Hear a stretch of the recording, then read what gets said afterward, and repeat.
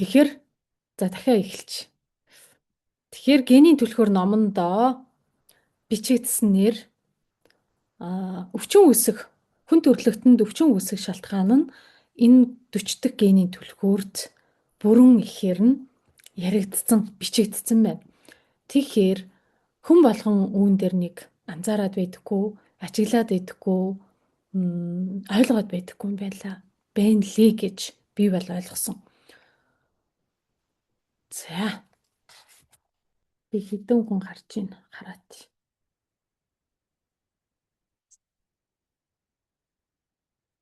Утаснаас арахгүй л энэ зүүмээр орсон болохоор харагддаггүй юм билээ. За ихэлсэн. За явж байна. За өмнө нь болохоор 14 дахь генийн түлхүүр, 16 дахь генийн түлхүүр, 32 дахь генийн түлхүүрийн талаар ярьсан. Өнөөдөр 40 дахь генийн түлхүүрийн талаар ярина. Энэ генийн түлхүүр нь нийтдээ 64. Эхний генийн түлхүүр дээр би тайлбарласан байгаа. Нийтдээ 64 генийн түлхүүр байгаа. Энэ генийн түлхүүр болгоно нь хүн болгоны генд буюу ДНК-д бичигдсэн байгаа. Хүн болгонд дэлхий дээр хэдэн тэрбум хүн байна? Тэр хүн болгоны ДНК-д бичигдсэн буюу бид нэр төрөхдөө ДНК-да өвлөөд төрсөн гэсэн үг. Тэгэхээр энэ 40 дахь генийн түлхүүр нь одоо хүн болгонд ямар шалтгаанаар энэ амьдрал дээр та хэдэн наслах юм бэ? Тэгэхэд юунаас болж өвчин үүсгэхэд та тэр өвчнийг өөрийнхөө бидээ энэ махан биендээ бий болгоод байгаа юм бэ гэдэг талаар ярьдаг буюу тэр талаар одоо бичигдсэн байгаа. За тэгэхээр энэ талаар ярий. Та болохоор өөрийгөө ажиглаад суугаарай. Хэн нэгэнд энэ талаар хуваалцмаар байвал шеэрлэж өөрийнхөө Facebook аккаунт дээр шеэрлэж болно, хуваалцж болно гэсэн үг. Учир нь хүн болгоны ДНК-д байгаа ялангуяа өөрийнх нь яг нөгөө нэг одоо профайл буюу өөрийнх нь яг нөгөө нэг юу гэдэг юм одоо профайл дээрээ өвлөөд төрсэн хүмүүстээр ялангуяа энэ 40 гэдэг генийн түлхүүр бол маш хүчтэй ажиллаж байгаа гэсэн үг. Тэгэхээр үүнийг бит хоёр нь юугаар ажигладаг вэ гэхлээр оролцогч нараас маш ихээр хардаг, ажигладаг тийм ээ. Оролцогч нартай ажиллаж байгаа үедээ тухайн хүний юу ярьж байна, юу хэлж байна, сааталтаа өвчин үүсгээд байгаа, цусны чулуу үүсээд байгаа, нойр булчиргааны үргэлжлэлтэй, үе мөчний үргэлжлэлтэй, бамбайн булчиргааны асуудалтай байгаа хүмүүстэр яагаад байгаа юм бэ гэдэг асуултыг тавихаар өөрөөсөө л энэ гений 40 дахь генийн түлхүүртэй холбогдоод байгаа юм байна гэдгийг ойлгоод байгаа байхгүй юу. Тэгэхээр 7 хоног болгоно аль эсвэл 2-7 хоног болгоно яг энэ генийн түлхүүрийн талаар ярьж байгаа. Яагаад ингэж одоо эхэндээ болохоор 7 хоногийн зайтай хийж исэн бол учир нь энэ сүүдрийг ярих тусмаа үүнийг яг бидээрээ сүнсээрээ зүрхээрээ сонссон хүмүүстэр энийхээ сорилт нь буюу сорилт нь ирж идэг. Зүрхээрээ сонссон хүмүүстэр энэ нэг юм ингээл ярьж идэм гэдэг байдлаар хандж байгаа хүмүүсийн цаг нь болоогүй учраас энийг ойлгох хугацаа нь энэ сорилт нь ирэхгүй. Сорилт гэдэг маань тухайн хүнийг дараагийн шатанда гаргах нэг зэвсэг буюу түлхүүр нь үйж идэг. Тэгэхээр та хэд маань үнэхээр чиний цаг хугацаа ч юм байсан. Тулсан бол өнөөдөр энэ 40 дахь генийн түлхүүрийг сонсож байгаа гэдээ ойлгож болно. За би тэгэхээр шеэрэ хийгээти хэдэн слайд бэлдсэн байгаа. Ихэнх хүмүүстээр ойлгоход жоохон хүндрэлтэй байдаг. Учир нь энэ нь маш гүн гүнзгий сэдв учраас. Бид нар нэг мэргэжлийг эзэмшихийн тулд хэдэн 10 жил суралцдаг тийм ээ, хэдэн жил суралцдаг, хамгийн багадаа 4 жилтэй. Тэгэхээр энэ генийн түлхүүрийн нэг генийн түлхүүрийг судлахад 3 сар шаардлагатай байдаг гэж энэ номыг бичсэн хүн нь өөрөө одоо тайлбарлсан байт юм билээ. Одоо тэгэхээр энэ буулт хийх хүсэл гэдэг 40 дахь генийн түлхүүрийг бүхэл бүтэн та 3 сарын турш судалж өөрийнхөө амьдрал дээр бүрэн буулгаж яг Үүнийг биеэрээ яг зүрхээрээ мэдрэх цаг хугацаа нь 3 сар гэж бодтоо. Тэгэхээр 64 генийн түлхүүрийг нийтдээ хэдэн сар судлах юм бэ, хэдэн жил юм бэ гэдгийг тэгээд тооцоод бодно нийцтэй тийм ээ. За тэгэхээр энэ 40 гэдэг бол буулт хийх хүсэл, энэ үг болгоно нь маш утга учиртай юм билээ. Юун дээр та буулт хийх хүсэлтэй байт юм бэ? Аль эсвэл буулт хийх хүслийг өдөр болгон амьдрал дээр юун дээр хэрэгжүүлээд байт юм бэ гэдэг дээр анхаарч үзнэ гэсэн үг. За энэ нь дараагийн яриан дээрээ тодроод явчих болно. Тэгэхээр одоо энэ 40 дахь генийн түлхүүрийнхаа сүүдэр буюу бид нарын нөгөө өвчин үсгээ дагаа гацсалт нь өөрөөсөө ядралт байт юм байна. Сүүдэр нь ядралт. Энэ нь сүүдэр гэдэг байгаа маань одоо бид нарын гацаа буюу одоо сорилт гэж ойлгож байна. Тэгвэл энэ ядралт ялангуяа хаврын уйлрал бид нар маш ихээр ядардаг тийм ээ. Тэгвэл энэ ядралт гэдэг зүйл маань зүгээр хавар болоход ядардаг та биш юм байна.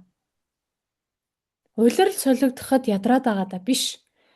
Энэ нь сааталтаа таны генд бичигдсэн учраас ядраад байгаа юм байна. За тэгвэл энэ ядралтаас гарсан үедээ бид нарт бэлэг ирдэг. Тэр бэлэг нь юу юм бэ гэвэл шийдэмгий чанар. Хүн болгонд энэ шийдэмгий чанарын бэлгийг авахд ер бусын тэр одоо бодоход хүсэл нь биелдэг. Тэр түвшиндээ хүрдэг гэж ойлгож байна.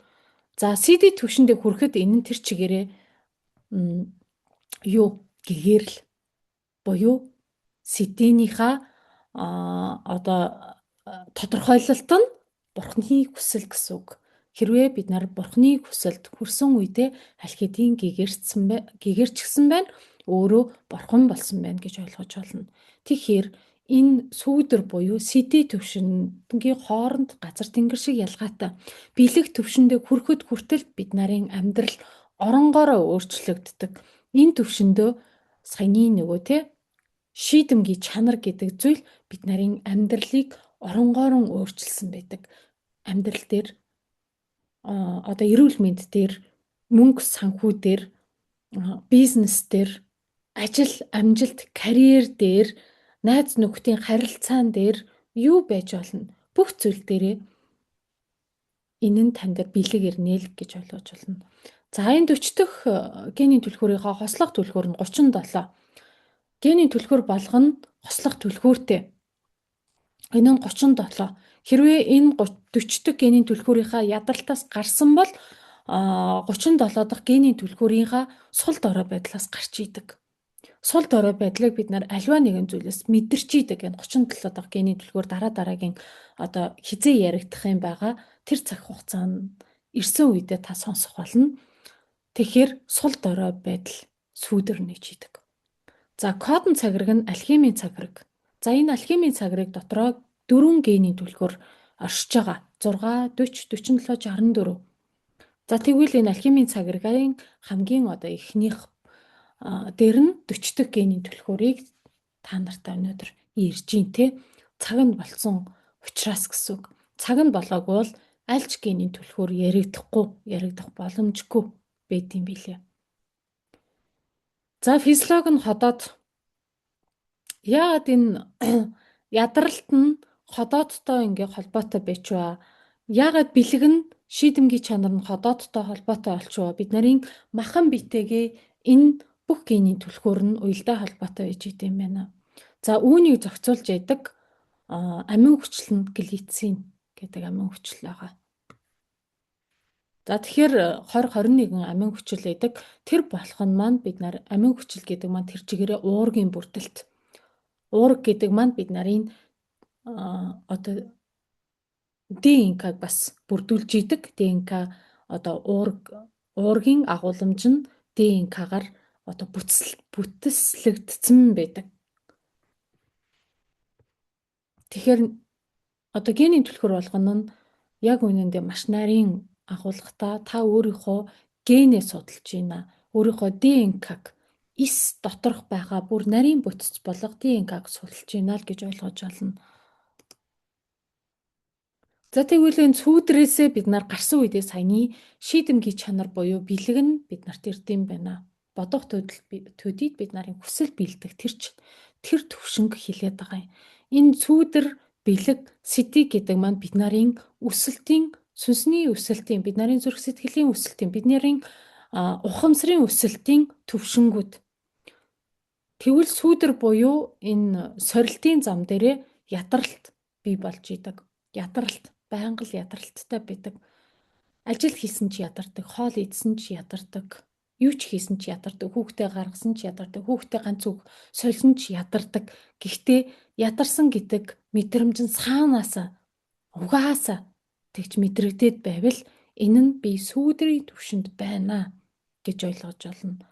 За тэгвэл энэ сүүдэр нь ерөөсөө хүч ба хүслийн эрчим энерги гэдэг дээд сэдвтэй холбогддог. Хүч буюу хүсэл. Тэгэхээр 40 генийн түлхүүр тэр чигээрээ хүсэл, маш их хүсэл тээж явдаг. Хүслийн эрчим энергиэр одоо галшигт үргэлжцдэг, шатдаг хүсэл. Тэгэхээр хүсэл хүн болгонд байдаг те. Ямар нэгэн эерэг хүсэл бодох юм бол хэрвээ энэ 40 генийн түлхүүрийнхаа бэлэг чанарт хүрсэн бол хүсэл бодох төдийд галшигт үргэлжцэж таны амьдрал дээр бий болдог гэсэн. Тэгээд энэ сүүдэрт байх тусмаа ямар нэгэн хүсэх юм бол тэр нь одоо нэг үнс шиг болдог. Энергийн сул байдаг аль гэсэн үг. Энергийн сул байдаг. Хүсээд ч нөгөө мөрөөдөл буюу зорилгод тавиад ч тэр нь биелэхгүй. Хүмүүсийн бид нар ингээд шинэ жилээр хүслээ бичдэг те. За энэ жил 2026 онд ямар хүсэлтэй байх вэ? Ямар хүсэл мөрөөдлийг ингээд бичдэг. Хэрвээ энэ 40 генийн түлхүүрийн сүүдрийн түвшинд байх юм бол энэ хүсэл нь ядралтаараа дуусдаг гэдэг саатлын одоо ухагдах нь гэх юм уу ойлголт нь яваад байгаа. Тэгэхээр бид нарыг хүсэл яагаад биелэхгүй байна вэ гэвэл сүүдрээсээ гар гэдгийг энэ ном шууд хэлчихэж байна гэж би бол ойлгоод байгаа. Тэ. Ер нь бол хид удаа уншсан хид удаа нөгөө подкастыг сонссон. Тэгэд яг бид нарын тархиараа ойлгоход маш хэцүү байдаг. Тархиараа ойлгоход. Тэгэхээр зүрхээр ойлгоно. Тэгжээж л яг амьдрал дээр бууж ирдэг. Тэгвэл би ядралтаасаа хэрхэн гарах юм бэ? Ямар замаараа гарах юм бэ гэдэг зүйл нь угаасаа бид нарын зүрхнээс зүүн цовонгосоо ургаал гараад ирд юм байна. За тэгвэл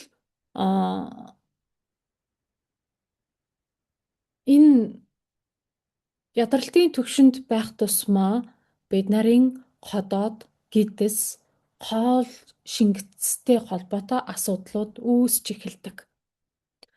Хэрвээ та хэдэд маань ходоодны тий хоолны шингэц муу, цээж гашуу оргидог, гүйлгэдэг тий хоол шингэцтэй хий дүүрдэг. Ходоодтой холбоотой ямар асуудал танд байна вэ? Энэ асуудал байх тусмаа танд ядралт байна. Та сорилтонд байна. Энээсээ гараач гэдэг дохиог дэлхийн ертөнц бурхан одоо таны итгэж явдаг сүнс сахиусан тэнгэрүүд маань бид нарт хэлж идэм байна. Хэлээд байна. Тэгэхээр энэ генийн түлхүүрийнхаа хамгийн чухал нууц нь өрөөсөө л амрах урлаг. Амрна гэдгийг бид нар яг бүх зүйлийг юу ч бодохгүйгээр хас бутан сайн бид нар амралтын өдөр гэж нэрлэдэг мөртлөө амарч чаддаггүй. Учир нь тархи маань байнга ажилластай байдаг. Тархинд мянган бодол бодогдно тий. Тэр бодол маань бид нарын зүрх сэтгэлийг савлуулдаг. Махан биеийг маань ингэж энергигүй болгож идэг. Таад маань бодоод үзээрэй.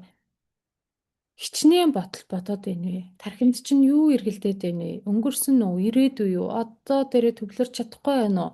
Тэгвэл та амарч чадахгүй байна. Амарч чадахгүй байгаа бол таны ходоод хямралттай байна. Та ядарсан байна л гэдгийг илэрхийлээд байна. Бид нар ярьдаг те. Цусны хүүдийдээ чулуутай байгаа хүмүүс шууд цэвэрлэж болохгүй гэдэг шалтгааныг эмчнэр болгон хэлдэг. Яагаад вэ гэхлээр энэ дотоод эргэтнгүүд маань амарч чадахгүй байгаа учраас шууд цэвэрлэж болохгүй. Тийм учраас л ийм хөтөлбөр байгаамаа гэдгийг түмэн удаа тайлбарладаг тий. Тэрнээс биш одоо цаг хугацааг бодоод тухайн хүндээ санаа зовох одоо битээр ч гэсэн ялгаа байхгүй орж ирсэн оролцогч бүрийнхаа төлөө санаа тавьж идэг, санаа зовж идэг гэхгүй юу? Арталтай. Тэгэхээр энэ хүн маань ямар асуудалтай, ямар сэтгэл зүйн асуудалтай, ямар бодлын асуудалтай, ямар эрүүл мэндийн асуудалтай юм бэ гэдгийг тунгааж идэг, бодож идэг, тий? Тэгэхээр энэ дээрээ хүн болгоно бид нар заавал одоо тий ганц талаас альва нэгэн зүйл шийдэгдэхгүй маа хоёр талаас шийдэгддэг. Танд хүсэл байгаа бол ялгаа байхгүй бит хоёрт ч гэсэн яг тэр хүсэл нь байж идэг. Хүн болгоныг эрүүл байгаасаа гэдэг хүсэл энэ нь тий. Тэгэхээр энэ нь өрөөсөө эрүүл байдал, эрүүл мэнд гэдэг зүйл амрах урлагаараа хотоодонд амар амгаланг эрүүл байдлыг өгдөм байна.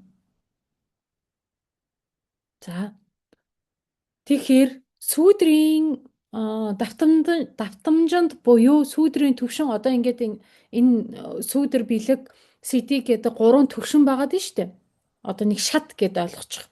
Тэгвэл энэ сүүдрийн төвшөнд байгаа хүмүүс маань сэтгэлзийн хувьд ганцаардмал байдалтай. Өөрийгөө байнга тусгаарладаг. Тэр мэдрэмжийг бидээ тээдэг. Маш сайн ажиглаад үзээрэй. Ходоочин хямардаг бол та үнхээрийн ганцаардсан мэдрэмжийг үргэлж авч идэг. Бусдаас тусгаарлагдсан мэдрэмжийг.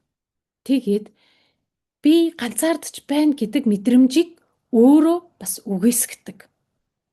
Энэ хамгийн үнэн бөгөөд одоо үнэн зүйл байгаа тийм. Одоо шинжлэх ухаанаар батлагдсан гэдэг шиг үнэн зүйл байгаа даа байхгүй юу? Тэгэхээр яг үнхээрийн өөртөөгөө ингээд төвлөрөөд хотоод ингээд хямарсан, хоол шингэхгүй тий байсан үедээ өөрийгөө ингээд ажиглаад үзэхээр үнхээрийн ганцаардсан байгааг хичнээн бид нарын ах トゥ хамаатан цадан найз нөхөд маань хажууд хүрээлэгдсэн байгаа ч гэсэн дотроо нэг тусгаарлагдсан мэдрэмжийг үргэлж ингээд мэдрээстэй бичдэг.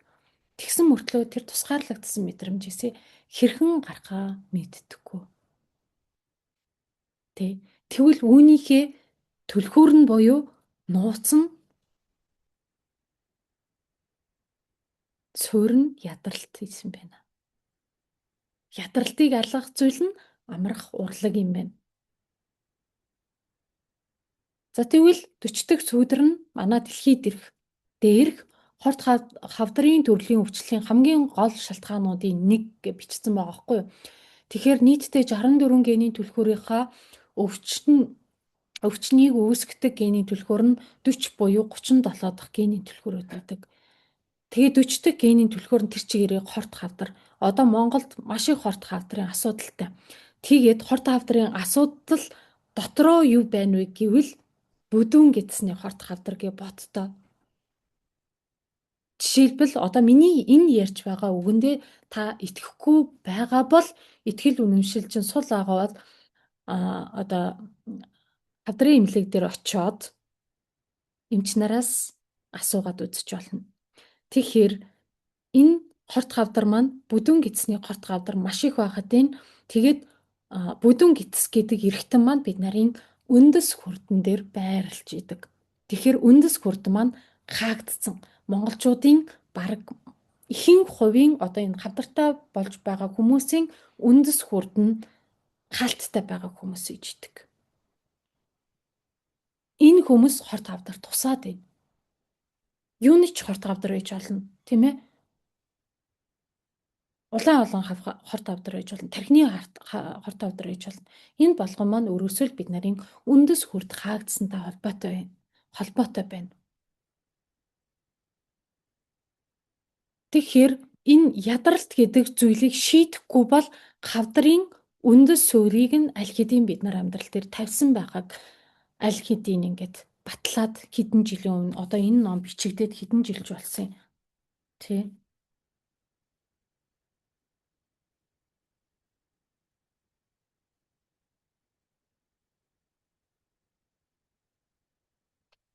2000 ямар ч хэс нэг 20 жил болж байгаа хаа. 20 хэдэн жил ч үлээ. За тэрийг би сайн яг мэдэхгүй байгаа тийм. 2003, 4, 5 онуудад энэ номыг яг нөгөө дээдсээсээ буюу одоо бурхтуудаасаа сүнснээсээ буулгасан гэж ярьдаг. Тэгэхээр тухайн үедээ бид нарын ялгаа байхгүй нөгөө генис юу гэдэг. Тэг хүн ганцхан одоо тийм монголчуудад биш дэлхий дээр байгаа хүн төрлөختөнд буулгасан ном юм шиг надад бол тэгж санагддаг, мэдрэгддэг. Учир нь ингээд яг шинжлэх ухаантай холбоод ойлгоод номоо уншаад подкастаа ингээд сонсоод ирэхээр бүх зүйл нь ингэж пазл эвлүүлж байгаа юм шиг тэр мэдрэмжийг аваад байгаа байхгүй юу. Тэгэхээр ядралт гэдэг зүйл тэр чигээрээ л өрөөсөө л энэ л юм биш тэгээд цаашаага ингээд номоо дэлгэрүүлээд уншаад явхад яг энийг бүр батлаад байгаа байхгүй юу. Тэ. Тэгэхээр танд ядралт гэдэг зүйл байгаа бол хорт хавдартай болох магадлал маш өндөр байдаг. Тийм учраас одоо та сонсож байгаа бол таны цаг болцсон зүгээр л энэ ядралтаасаа гар гэдгийг л хэлээд байгаа юм. Гол нь нөгөө өвчлөлийн үндэс суурь нь байгаад байна шалтгаан нь. Тэгэхээр хүн сэтгэлийн өвчин зовлонтойгоо нүүр тулж чаддаггүй. Нүүр тулж чаддаггүй. Энэ нь хорт хавдар гэдэг зүйл тэр чигээрээ сэтгэлийн өвчин зовлон байгаа даахгүй. Сэтгэлээсээ үүсдэг гэсэн үг. Сэтгэл маань хичнээн хүндүр байна, хичнээн эмзэг байна, хичнээн гомдолтой байна, хичнээн айдастай байна. Тэгэх тусмаа энэ одоо эсийн хувьд ховсох хавдрын одоо эс болж хувирахад энүүхэнд байдаг. Тэгэхээр бид нарын сэтгэл гэдэг эрхтэн маш нарийнхан, маш эмзэгхэн зүйл байгаа байхгүй юу?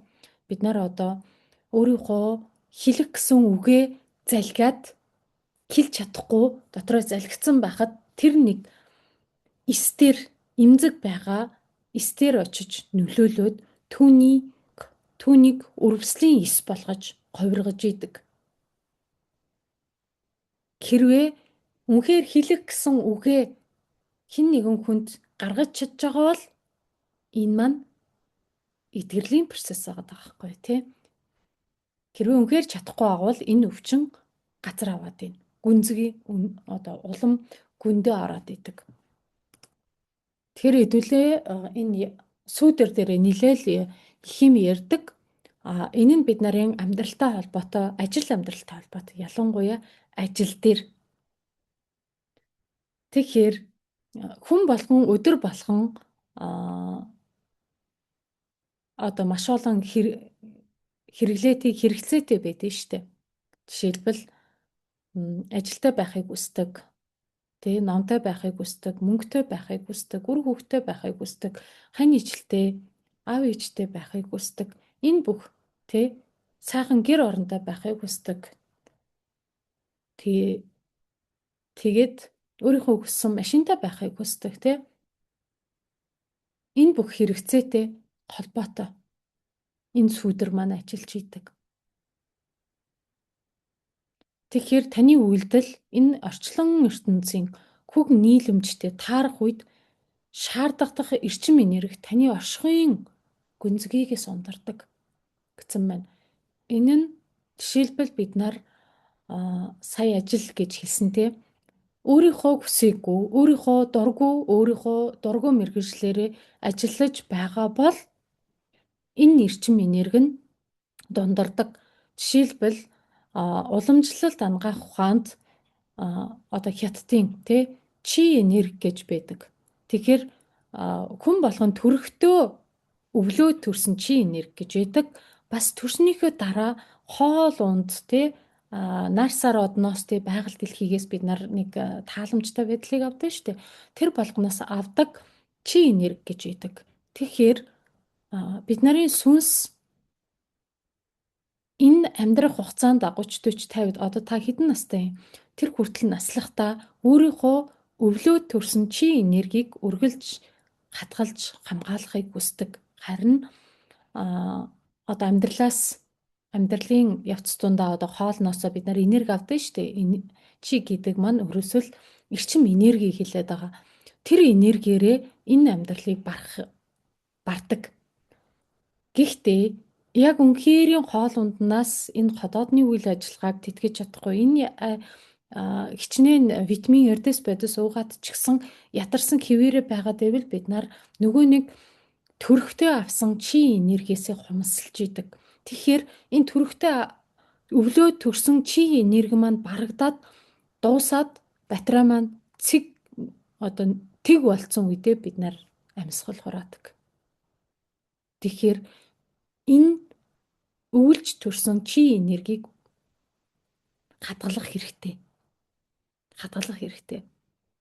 Харин амьдрал дээр эрчим энергийг хаанаас авахыг гэвэл нөгөө тэр төрөхтэй авсан чи энергийг ингээд хадгалчаад бид нар хоол унд, хөдөлгөөн, агаар, цалхи, байгаль, дэлхий, хин нэгнээс урмын үг, өөр өөртөө хэлсэн талархал, бусдаа хэлсэн талархал, хин нэгэндээ хийсэн буян өглөг тэр болгоноос энэ энергийг авч болдог байхны үүгээрээ бид нар өөрсдийгөө цэнэглэж урт удаан насалдаг. Тэгээд нөгөө хятадууд болон японочууд яагаад урт удаан наслаад байгаа юм бэ гэвэл энэ өвлөөд төрсэн чи энергийг хадгалсантай холбоотой байдаг. Харин бид нар яадаг вэ гэвэл ажил амьдралдаа нухлагдаад мөнгө олно, өглөөнөөс авахуулаад орой хүртлээр мөнгө ажил гэсээр байтал нөгөө нэг энерги маань барагддаг. Тэгэхээр энэ энергинээс хомслоод байх тусмаа бид нар бага наслаад байгаа. Богино наслаад байгаа юм. 60 хүрэхгүй Монголчууд бид нар 60, 61, 62 ерөөсөө л 60-аас 71, 70 хооронд л байгаад байгаа тест. Тэгэхэд Японуудын дундаж наслалд нэг 85-аас дээш байгаад байгаа байхгүй юу? Тэгэхээр энэ хүмүүс энергийг хадгалдаг учраас өвчин зовлонгүй урт удаан насалт юм байна. 80 настай байсан ч гэсэн ёо гихгүйгээр 40 настай байгаа юм шиг тэр мэдрэмжийг авч чаддаг байх нь. Энэ нь юутай холбоотой юм бэ гэвэл өрөөсөө л энэ 40 гений түлхүүртэй холбоотой байгаа тийм. Ядаралт гэдэг сэдвтэй холбоотой байгаа тийм.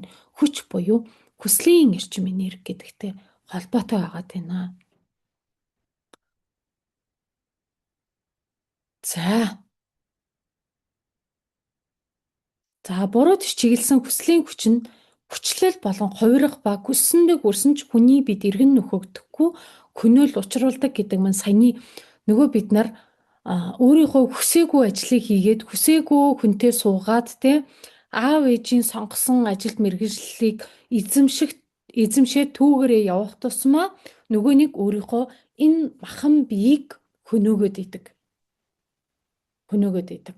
Тэгэхээр өвчин гэдэг ийхээ суур шалтгаан нь юу байд юм бэ гэвэл саяны бүх хүсэлтэй маань холбоотой байгаа байхгүй юу?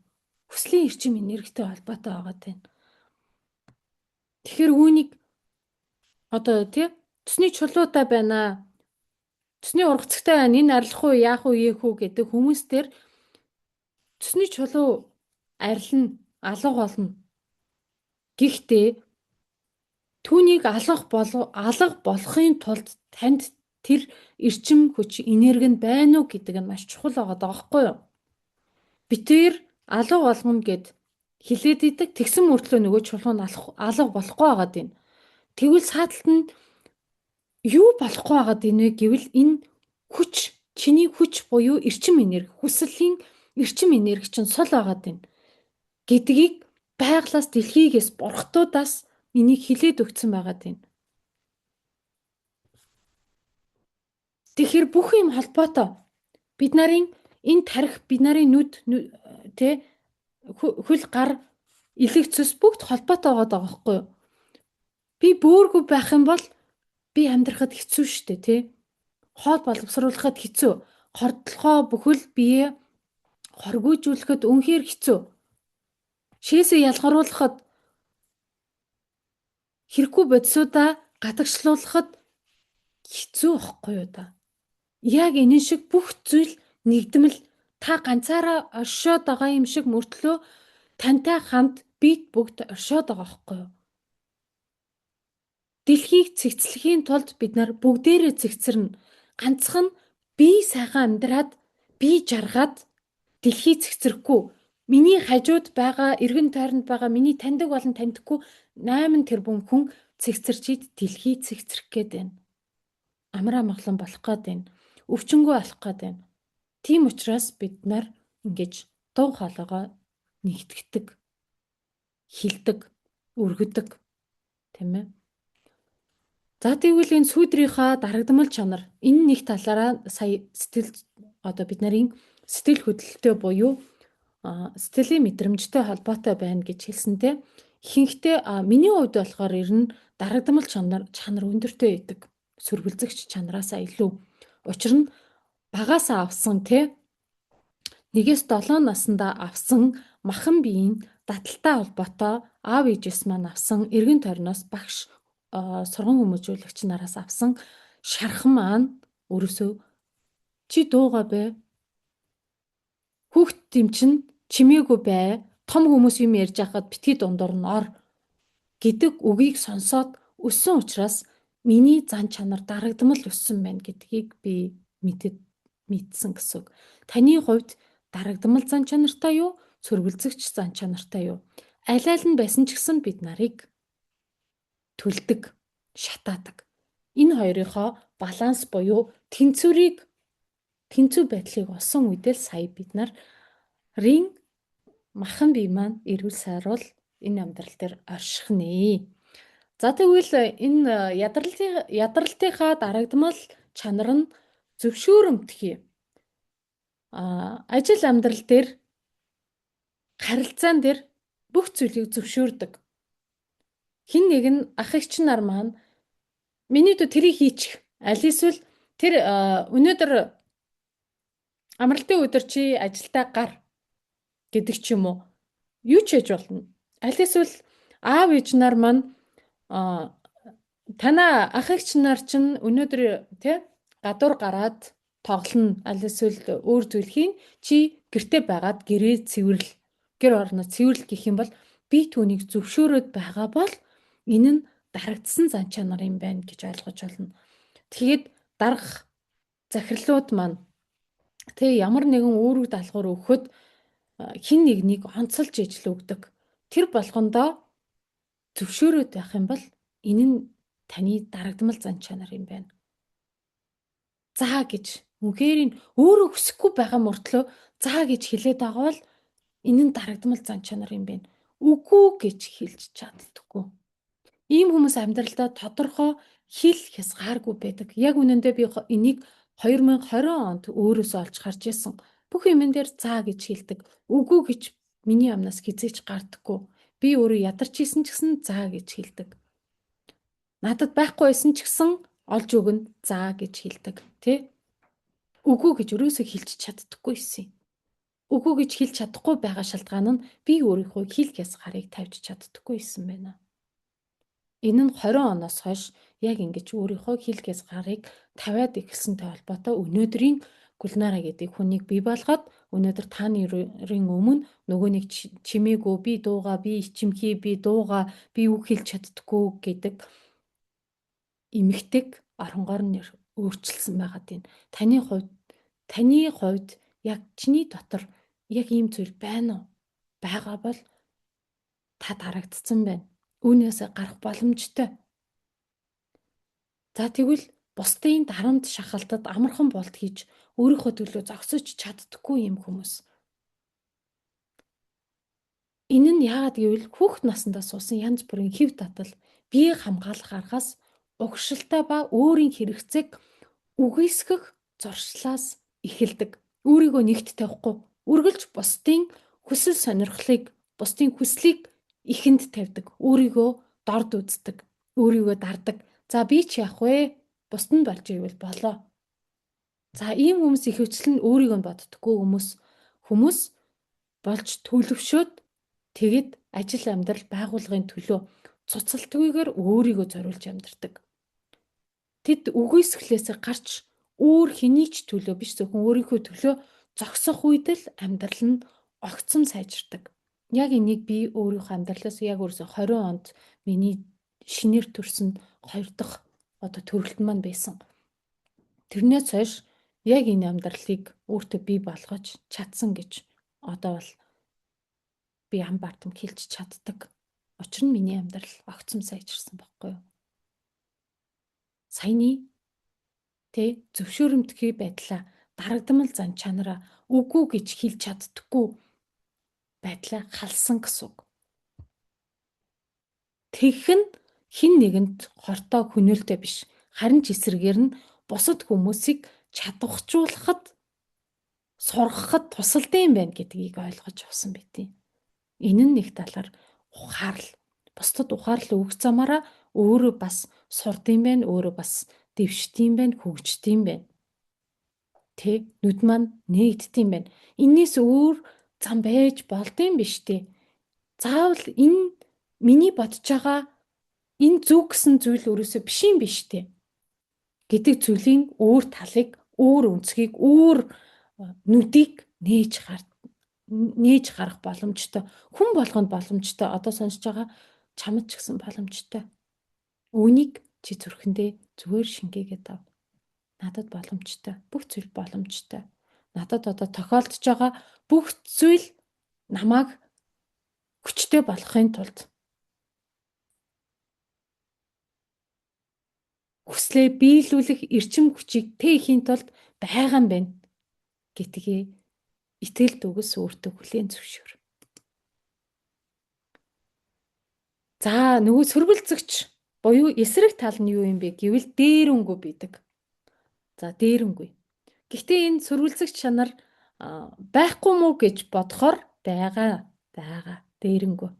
Тэр нь дотроо нуугдмал дээрэнгүй байд юм байна гэдгийг ойлгоод байгаа юм. Учир нь яг өөрийнхөө хайртай хүмүүстээр дээрэнгүй байдаг.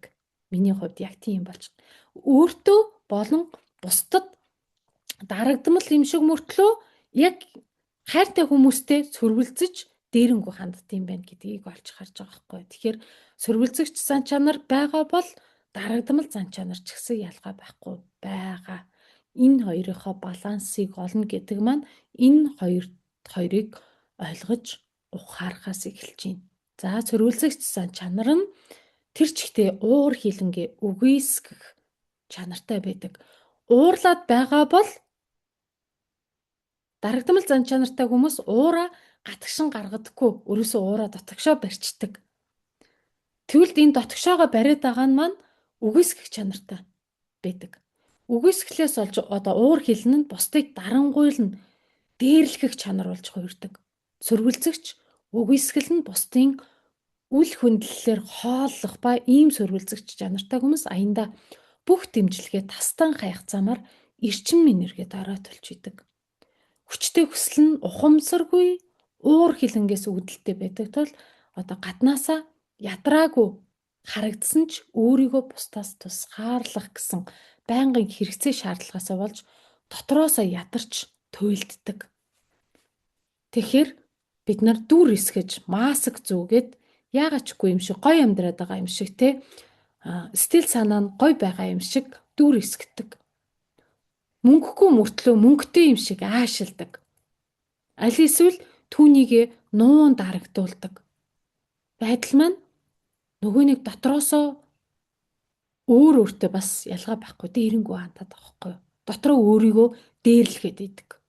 Тэгсэн мөртлөө өөртөөгөө яагаад байгаагаа мэдэхгүй өөр өөртөөгөө тэмцэлтэй зодтолтоод туулалдаад энэ амьдралыг туулаад идэг.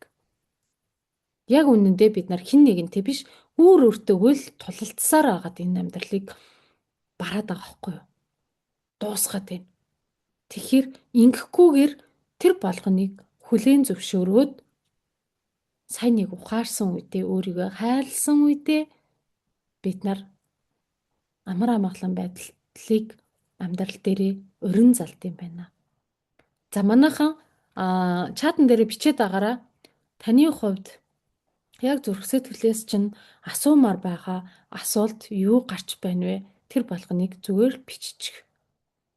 Чанартай асуулт болгоно чамайг тодорхойлдог.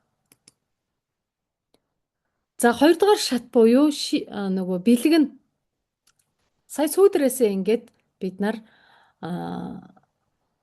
түүнийг ухаарах замаараа ингээд гарчлаа тийм ээ. Тэгвэл дараа нь бэлэг ирдэг. Бэлэг нь шийдэмгий чанар. За шийдэмгий чанарыг бид нар амьдралдаа урин залснараа юу ч хийхгүй байх мартагдсан урлагийг эзэмших нэ. Юу ч хийхгүй байсан ч гэсэн амьдрал маань өөрөө аясаараа бий болоод яг хүснээр маань биелээд идэг. Хүссэн бодсон сансан мөнгө маань амьдрал дээр орж ирдэг. Урлаг байх нэ. Энэ нь заавал хүчлээд махлаад өдөржингөө ажил хийгээд олж авдаг зүйл өртөөсөө биш. Энэ бэлэг чанарт хүрсэн хүн болгоно юу ч хийхгүй байсан ч болдог. Тэр төлөвт бид нар хүрдэм байна. Тэгэхээр 40 дахь генийн түлхүүр тэр чигтээ хил хязгаартай байх тухай бөгөөд хил хязгаартай байхын тулд та өөрийн эрчим энергийн үүдийг бусдаас хааж сурах хэрэгтэй.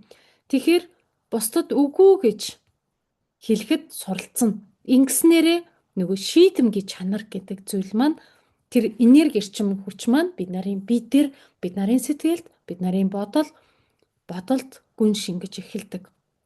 Энэ нь бид нарын сурдаг ёстой зүйл байгаа даахгүй юу? Тэ? Бид нар бүхэл бүтэн 4 жил нэг мэргэжлээ эзэмшихийн тулд сураад байгаа зү.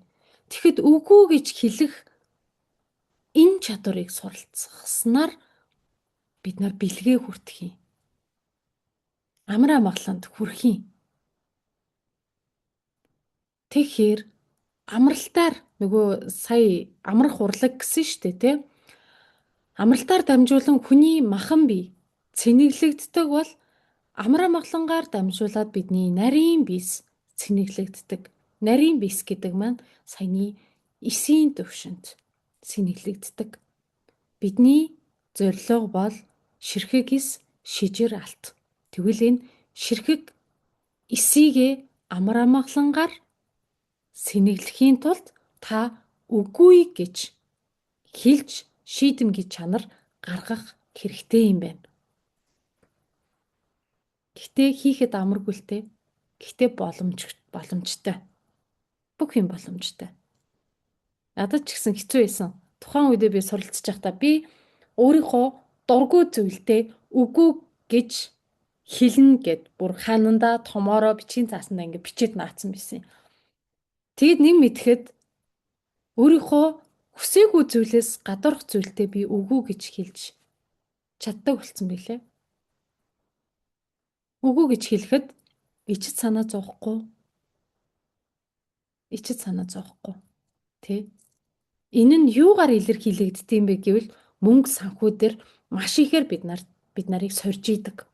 Мөнгө санхүү дээр хин нэг нь ах トゥ хамаатан задан маань юу гэдгийг те аль эсвэл хин нэгний төрсөн өдөр одоо буйны юм боллоо тэдэн төгрөг өгөөтхөр гэх юм бол үнхээр чи хүсэхгүй байгаа бол үгүй би энэ удаадаа өгч чадахгүй нэ гэж хэлэх чадварыг хэлээд байна. Бид нар болохоор яадаг вэ гэхээр цанаа зовоод байна. Хүн болгоно өгөөд ахад одоо бид нар одоо тий 50,000 төгрөг өгч чадахгүй байхдаа яад юм бэ? Хүмүүс юу гэж бодох юм гэдэг ч юм уу. Тэгж бодоод үгүй гэж хэлж чадахгүй өөрийнхөө дотоод мэдрэмжээсээ зөрөөд өөрийгөө саяны нөгөө дарагдмал байдалтай зөвшөөрөмдөх байдалтай очиод оруулаад идэг. Ихэнх хүмүүс төр биш ээ. Ер нь бол энэ 21-р зуунд амьдарч байгаа бүх хүмүүс төр юу гаран цордсон бэ гэвэл мөнгө санхүүгээр нь л энэ соройнууд ирж идэм бэ. Мөнгө санхүүгээр аль эсвэл хайртай хэн нэгнэр хүүхдээ хамгийн ихээр хайрладаг бол аль эсвэл эхнэрээ нөхрөө хамгийн ихээр хайрладаг юм бол нэг бол аав ээжигээ хамгийн ихээр хайрладаг юм бол тэр хүмүүсээр дамжуулаад чамд сориоч нь ирдэг. Гэхдээ сорио болох нь чамд энэ шийдэмгий чанарыг өгөх гэж ирсэн бэлэг юм байна гэж ойлгоорой. Сорилт болох нь бид нарт тулгарх нь хайр байхгүй юу? Бэлэг байгаа байхгүй юу? Тэ? Сорилт ирэхгүй нэг л хэвийн янзаараа амьдраад ах юм бол бид нар уруудсандаа өөрийнхөө амьдралыг тооцоорой. Өдөр болгон чи амьдралаа дээшлүүлэх ямар нэгэн үйлдэл хийхгүй бол амьдрал чинь уруудсанд тооц гэдэг. Нэг зүйлийг өөртөө дадал болгоогүй, хөвшил болгоогүй, ухамсарлаагүй, ойлгоогүй бол чиний амьдрал өчигдрийн амьдралаас уруудсан байна. Тэгэхээр өнөөдрийн амьдрал маань маргаачлаас дээш байхын тулд өнөөдөр чи нэг өгүүлбэрийг ядахтаа үгүй гэж хаана би хэлэх вэ, хэлж чадах вэ гэдэг урлагийг эзэмшснээр чиний амьдрал өдөр тутамдаа дээшлэх тусмаа чиний энерги дээшлэн тэр энерги чинь дээшлснээрээ саянытэй хүнд өвчин ямар нэгэн өвчлөлөөсөө бид нар хол ангид байна. За тэгэхээр 40-д бэлэг хүчин чармайлт шаардахгүйгээс гадна бусдаас асар их хүндлэл, дэмжлэл хүртдэг. Тэгэхээр саяны нөгөө бэлэг чанартай хүрсэн үедээ энийг л бид нар хүртчихэд юм байна. Юу ч хийхгүй мөртлөө бусдаас хүндлэлийг авдаг, бусдаас дэмжлэгийг авдаг. Энэ л бид нарын нөгөө саяны бодох төдийд биелдэг зүйл маань энэ байгаа байхгүй тийм.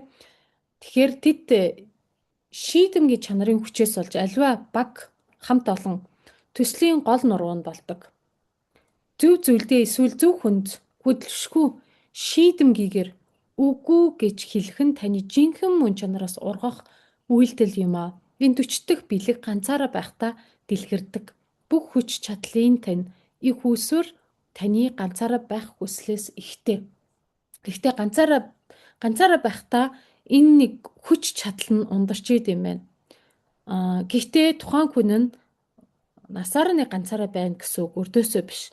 Хэсэг хугацаанд өөртөө ухаарл авахын тулд тэр ганцаараа байх цаг хугацааг өөртөө олгосноороо тэр хүч гэдэг зүйл, энерги гэдэг зүйл өөрийн дотроос ундарч гарч ирд юм аа.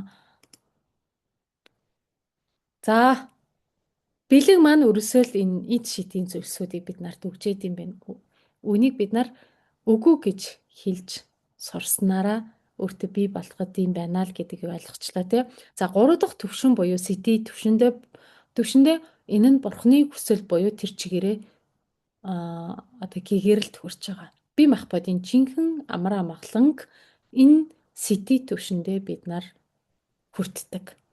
Сэтийн гайхамшигт ганцаардлын авраг цацрах ба хүн төрлөختний энгийн хэрэгцээнээс аль хэдийн чөлөөлөгдсөн байдаг.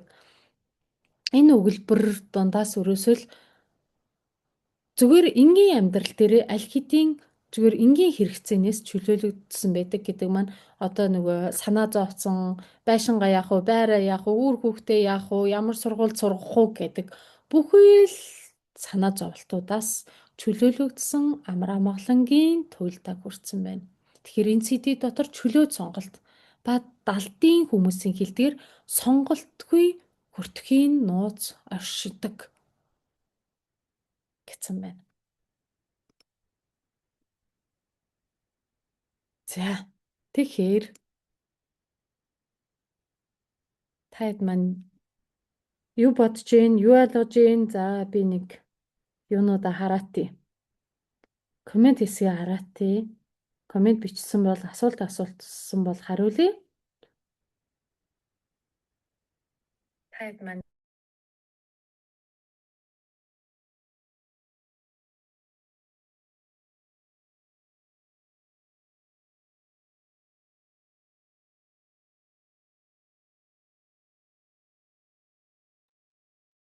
За, асуулт байхгүй байна. Тэгэхээр та хэд маань яг өөрсөндөө тунгааж бодоод юу бодогдсон, юу эргэлдсэн, танд өвчин үүсгээд байгаа шалтгаан нь энэ хотоодтой холбоотой ер нь нөгөө бид нарын эргэтэн систем болгон маань бид нарын сэтгэлийн аль эсвэл одоо шийдсэн болон шийдээгөө орхигдуулсан бүх шийдвэрүүд болон сэтгэл хөдлөлтөө шууд холбоотой байдığım байна гэдгийг алхам тутамдаа мэдрээд явж гин.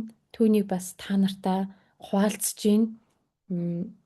Тэгэхээр өөрсдийнхөө дотор байгаа юу бодогдож юу хоримтлагдаж байгааг хуваалцаж болно.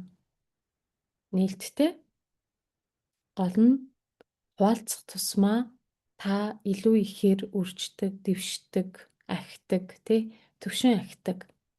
Дотроо хуримтлагдаад байх тусмаа бид нар агшдаг, хумигддаг байгаа. Тэ? За манайхан өвгөр дамжуулаад юу гэдгийг те өвчин үүсгээд байгаа бүх зүйл маань бид нарын дотроос ихтэй юм байна. Гэдгийг ойлгож болно. Тэгэхээр элегний өглөөлт, бамбай асуудал, мөчний үргэсэл, одоо хаврын улиралд харшил гэдэг зүйл маань бид нарыг маш ихээр зовоож идэг. Одоо бидний хилдэг цэсний асуудал, цэсний чулуу, ургацаг, өтгөрл хотоодны асуудал, бүдүүн гэдэсний асуудал, нарийн гэдэсний асуудал гэд энэ бүх хоол боловсруулах эргэтийн системийн асуудал чамд байгаад байвал дотгошоогоо хандаараа, өөрийнхөө дотроо хандаараа, бүхэл сэтгэл бодол махан биеийн бохирдлоосоо салаараа. Бит хоёр бол дэмжихэд үргэлж бэлэн байдаг, нээлттэй байдаг. Сар болгоно эрүүл бие бүтэey хөтөлбөр маань явагддаг. Оролцох юм бол бас нээлттэй. Одоо 4 сарын бүртгэл эхэлсэн байгаа.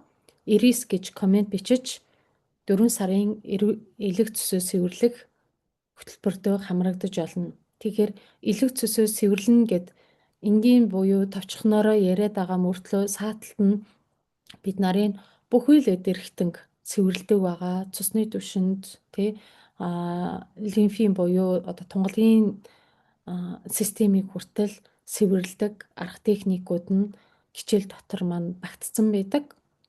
Гол нь та өөрийгөө хайрлах, өөрийнхөө төлөө зогсох, өөрийнхөө төлөө шийдвэр гаргах, бусад хүмүүст үгүй гэж хэлэх шийдвэрийг гаргах цаг мөч хугацаанд болсон бол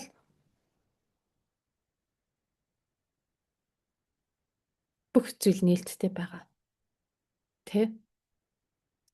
Гэж хэлээд өнөөдрийн хичээлийг буюу шууд лайвыг өндөрлөе.